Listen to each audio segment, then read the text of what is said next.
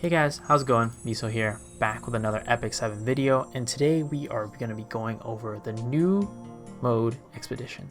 Now, full disclaimer, this is day one, so these are my day one thoughts and observations for Expedition. So I don't predict these strategies will change later, but just a heads up, they might be a little bit different, and I may make a follow-up video later updating these strategies. Now, this mode is kind of like, to me, like a raid boss where you're working with your friends and guildmates to beat the boss, which I think is a pretty cool concept. Now, I say working together, but that's very used very loosely because one, you're not really like next to them, right? It's not like an MMO where you're fighting right next to them. And two, even though you're working together towards the same goal, a lot of times because they do display the damage numbers, at least for my group of friends, we're always trying to compete to see who does the most damage to the bosses. And personally, I find a lot of enjoyment in that. I think it's fun. But my hope, while it's fun right now, my hope is that it doesn't get to be tedious later. It's like, for example, Hall of Trials, right? At first, I thought that was fun. But now, I either forget to do it sometimes, or I'm just like, ugh, I don't look forward to doing it. Because it is something you have to manual. It is something you have to do, every week. Every other week. Before it was every week, which was even worse. You had to do like 3 times a week, and that was terrible. But I really hope it doesn't become like a chore, because this mode for the general population really requires other people to be doing it, because if you don't do it with others, most people won't be able to clear the stages unless it is the stage 1, the level 1, which gives you much less rewards, and to me, not really worth it to do, because a lot of times you might even have to run that multiple times. But yeah, all right. So the way you do this is by doing hunts, right? So doing hunt 8 and above, you'll get these wanted posters, and these wanted posters you can click embark, and then it'll start a mission to where you can do these bosses. When you enter it, you can see this menu. I just opened this one for basically testing purpose, or this video's purpose. It's level 1 right now. I did level 1 because I can clear that solo. But you open this up, and then you have a choice to invite people, which most of the time you will. And you probably want to just, to share the rewards with other people, even if you can do it normal and solo. And then after that, people can join. And then when you're ready, you hit ready and go in, and then you can see the progress basically of everybody. Now it's live, so as you're hitting the boss, other people are hitting it as well, and the health bar will go down, incrementally, and you can see other people's damage as well, which is cool because you don't really have that anywhere else in this game. But yeah, so you get it through hunts, and then you open it up. You get these posters through hunt, and you open up to people. You can invite them. Now, let's talk about rewards. So I think that in terms of energy efficiency, I think that it is pretty efficient. So what do I mean by that? Of course, it could always cost less energy, but if you compare it to the other mode that you get the reforged materials from, which is what you mainly get from here, you get about the same amount of reforged materials, if not more. So with hunts, you're spending about 22 energy, I believe, for hunt 13. And then you get, if you get a reforged material, right, you're getting about 6 or 7, I think, for the regular hunt materials, and then for like that specific one, right, for like the wyvern specific one, the banshee specific one, and then for the manifestation stones, you're getting about 4 or 5-ish, I think, every drop. So that's about on par with this one, right? So for the max, highest tier level 3, you're gonna be getting 5 materials, 5 of those either manifestation stones or the hunt specific reforged material.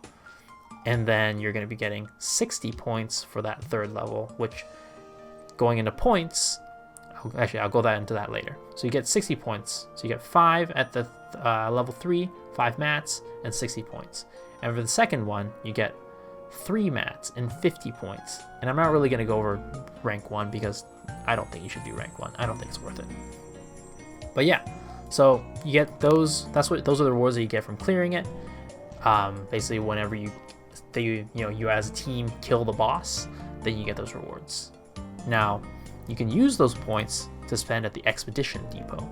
So the Expedition Depot is basically like a points shop, right?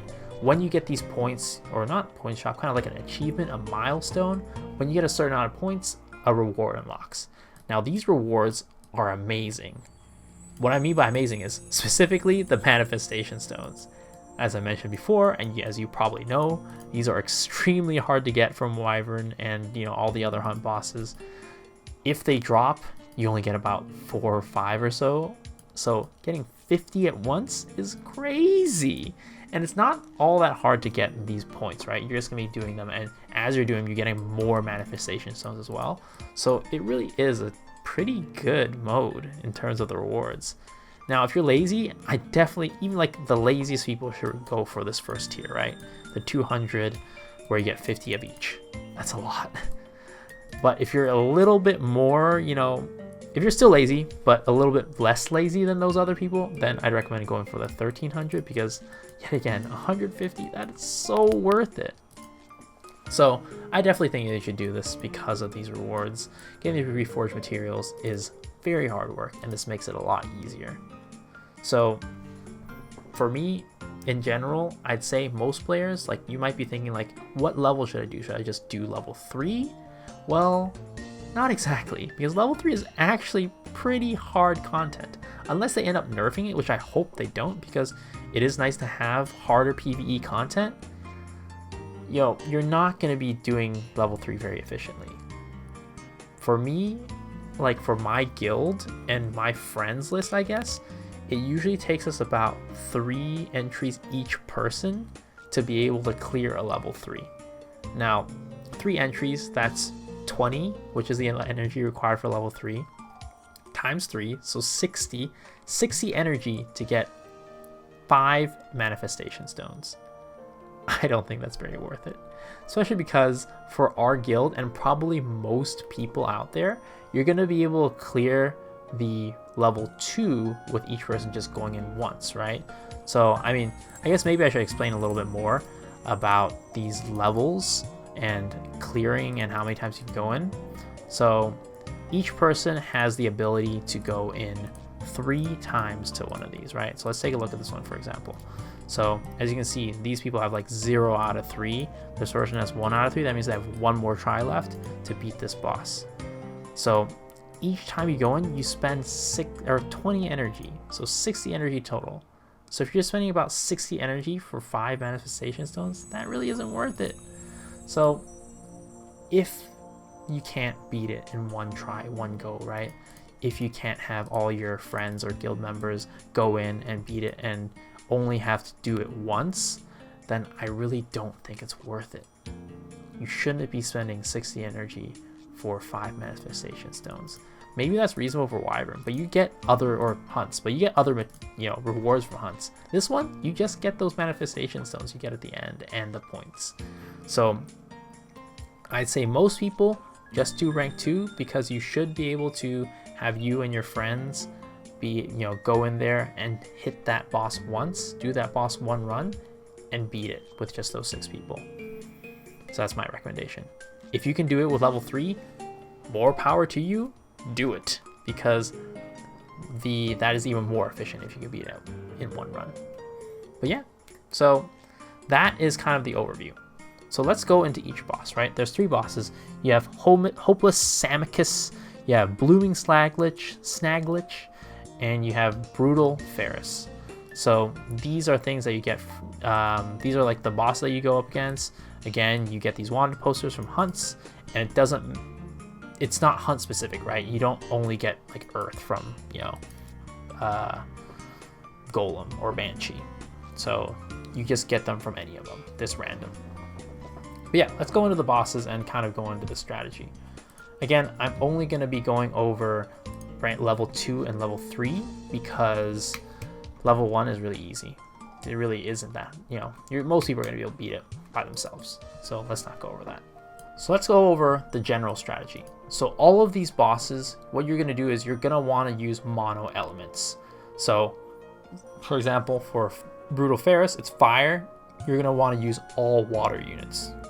Blooming Snaglich, it's earth. You're going to want to use all fire units. And Hopeless Samachus, you're going to want to use all water units.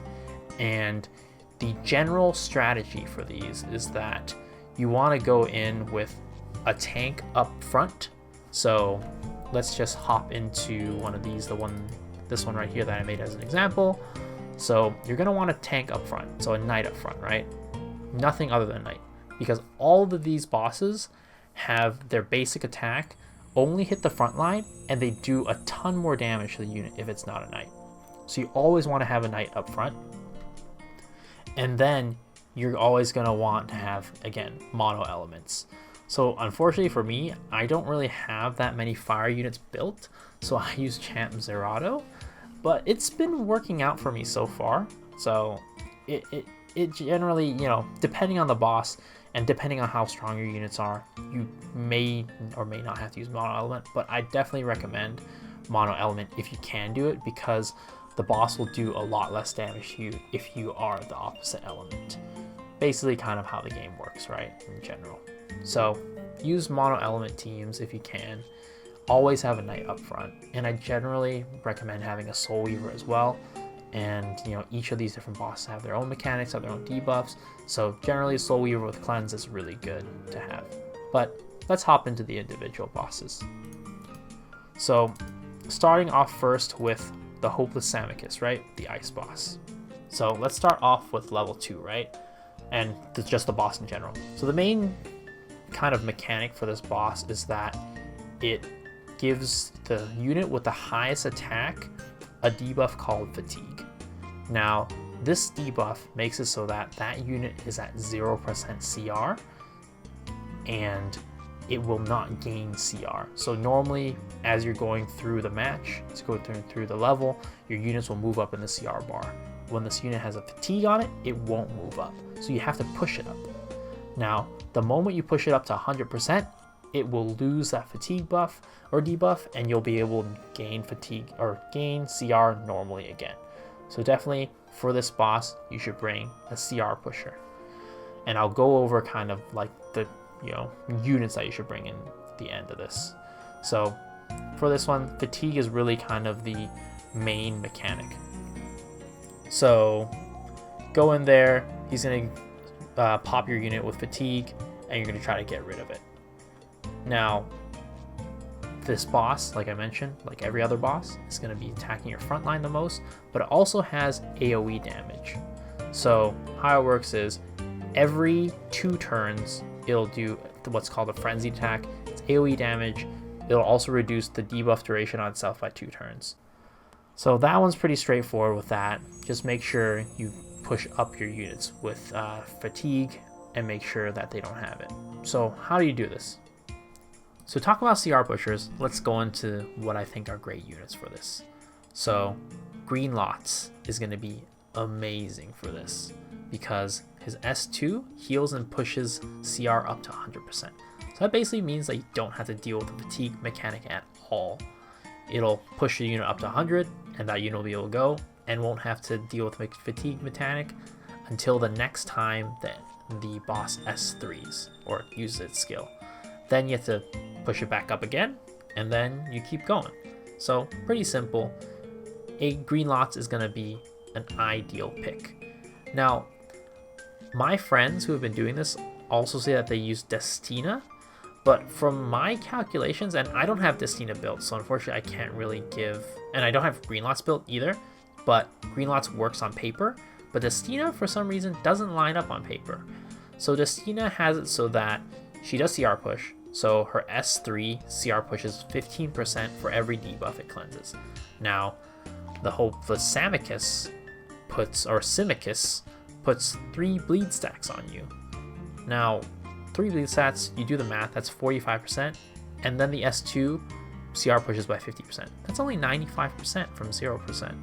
So I don't know how they say that works, because on paper it doesn't, and I can't test it unfortunately, but they say it does, so perhaps Destina could be a good option as well. But the safe bet is going to be Green Lots, because he will push 100%. But yeah, so that's kind of the required unit. The other sort of required unit, but I'd say is pretty much, not exactly required, but like pretty much required, is going to be Falconer Kluri. So unfortunately for that, I don't have that unit built, so I don't use her. So I use Charles as the frontline tank, which is not the best. But Falconer Kluri is great because she offers a heal and also a death break, which is very important for these bosses. Very important dealing damage to any of them. You really want a death break on every team because these bosses all have an enrage meter. After 11 turns, all these bosses will enrage and basically one-shot you. So you want to do as much damage as possible in the shortest period of time, and Death Break is definitely going to offer that. So you're going to want Falconer Kluri as your frontline tank. So that covers the tank. And then you're going to want Greenlots as your healer, or maybe Destina. Yet again, I don't know exactly if it works. If it does, let me know in the comment section below. But just on paper, I know that Greenlots will work. So bring Greenlots. Alright, so that is going to be Hopeless Samicus. Now next is going to be the Blooming Snaglich, the Earth Elemental one. Now this boss, I'd say, has a couple more mechanics, but it's still, all these bosses in general are pretty straightforward. There's a couple things you need to watch out for. Now for this one, the Earth one, yet again, you're going to want to bring a tank up front and a healer in the back. Now for this one, it puts a lot of debuffs on you. So what you want to do is bring a cleanser. So when you think cleanser, tank, first thing comes to mind, Lilias. So bring Lilias, she's really good. Alright, but let's talk about units later. So first off, let's talk about its mechanics. So it kind of has three main mechanics. So first one is Neurotoxin. So when the boss uses its skill, so it's, the little skill meter goes to max, it'll use a skill where it'll AoE your entire team, and then it'll put a Neurotoxin on you. So what that Neurotoxin does is, it's basically like a super poison. So it'll do 90% of your current health at the end of the turn. So that's a lot of damage. You don't want to take that. So how do you prevent that? Well, there's another mob on the screen that's called the Golden Clinode, and it basically has no HP. But, what it does have is it has Skill Nullifier. So when you kill this unit, it will basically put a protective buff on you that prevents the Neurotoxin from doing damage to you. So even if it's on you at the moment, it won't do damage to you. And if you don't have the Neurotoxin on you, then you just won't take the debuff at all. So you hit the unit 5 times to get rid of the Skill Nullifier, and then you hit it again and you'll get this buff. So when you think about that, 2 units on the screen, you always want to be hitting the Clinode. What should you do? Bring AoE. So AoE is basically encouraged in this mode. The boss even takes 70% less damage for a single target. So bring AoE units, AoE damage dealers. It's going to be key. Now, the last mechanic for this boss is going to be the restrict debuff. So when you go in, all your units are going to be restricted. So that means they can't be CR pushed, which kind of sucks, but honestly, it's not too big of a deal. It just means that you can't bring CR pushers, or if you do bring them, they won't be very useful. Now, at the 3rd level, it adds another layer onto it. So instead of just adding the Neurotoxin onto you when it does the AoE, it also adds a bunch of poison stacks. So basically what that means is once you end a turn with those poison stacks on you and the Neurotoxin, you're dead. It does a lot of damage. So you're going to want to bring, yet again, cleansers. So with that, let's move into the units that I think you should bring. So the units, yet again, as I mentioned earlier, Lilias is a frontliner. Definitely recommend #1 unit for that slot. You can also bring Adventurer Ross. He's not as good, but he does provide death buff, and he does provide defense break, and also a dual attack to break the skill nullifier, but I'd still recommend Lilias over Ross.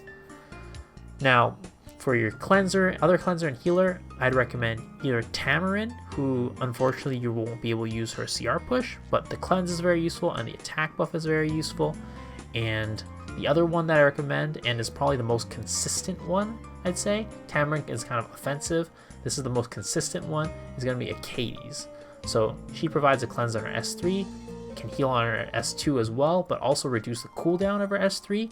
So it's going to make it so that your cleanses are up that much more often, so you can continue healing and not taking as much damage. Oh, an important note, the boss does not take poison damage, so you can't reflect it with Champ Zerato, unfortunately. I tried it, doesn't work. Now for DPSers, I do have recommendations for this one. The last one, it was pretty straightforward. You didn't really have to have any specific DPSer, but I think for this one, it will benefit you a lot to have a unit like Kayron. I think Kayron is very good because he does so much, AoE damage with the S1.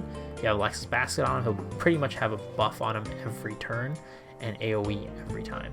So that's really good. If you don't have Kayron, then you could bring Mercedes. I know she's not great. She's only a 4-star and doesn't do that much damage, but she does have AoE on every move.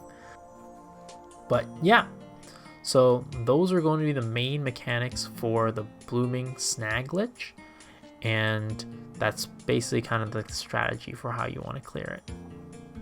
Now for the last boss, this one is going to be the Brutal Fierce. It's a fire element, and it also has a couple unique mechanics as well that you're going to want to get around.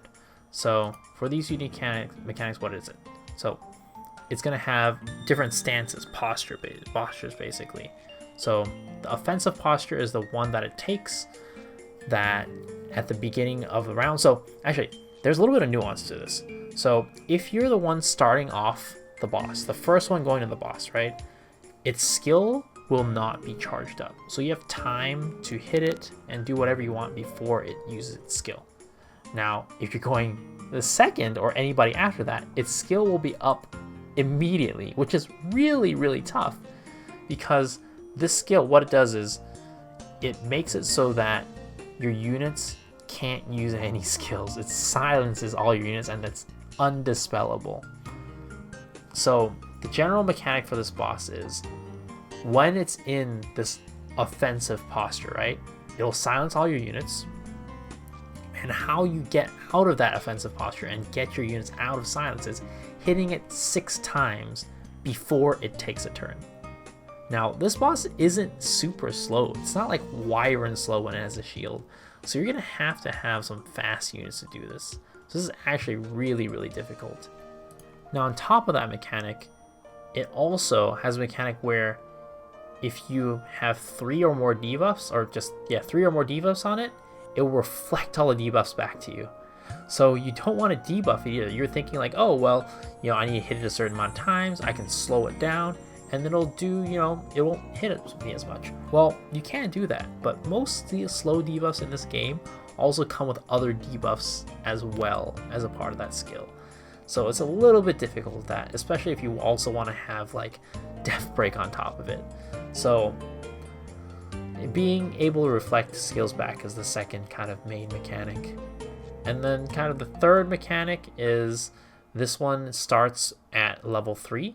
It'll also give you a speed down, which sucks.